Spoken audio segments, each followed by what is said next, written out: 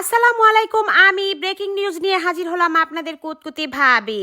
শিরোনামেই থাকছে, প্রথম বউয়ের অনুমতি ছাড়াই নাকি দ্বিতীয় বিয়ে করতে পারবে এখনকার স্বামীরা, যখন খুশি তখন দ্বিতীয় বউ নিয়ে ঘরে ঢুকতে পারবে, কোনো অনুমতির প্রয়োজন নেই, এমনকি বড় বউকে কোনো ডর ভয় কিছু পাওয়ার দরকার নেই, এই রায় দিয়েছে বাংলাদেশ হাইকোর্ট। চলুন এবার বিস্তারিত জানি, এই নিয়ে মহিলাদের কান্নাকাটি নাকি পুরুষের আনন্দে লাফালাফি। এই রায় শোনার পরপরই অধিকাংশ পুরুষ খুশিতে আত্মহারা এবং বউকে খোঁচা মেরে মেরে কথা বলা সারা। এছাড়াও মনে মনে সিদ্ধান্ত নিয়েছে, এখন আমি স্বাধীন, ইচ্ছে মতো বিড়ি সিগারেট খাবো আর বাহিরে যাই যতক্ষণ খুশি ততক্ষণ সময় কাটাবো, বউ কিছু বললে দ্বিতীয় বউ ঘরে আনবো।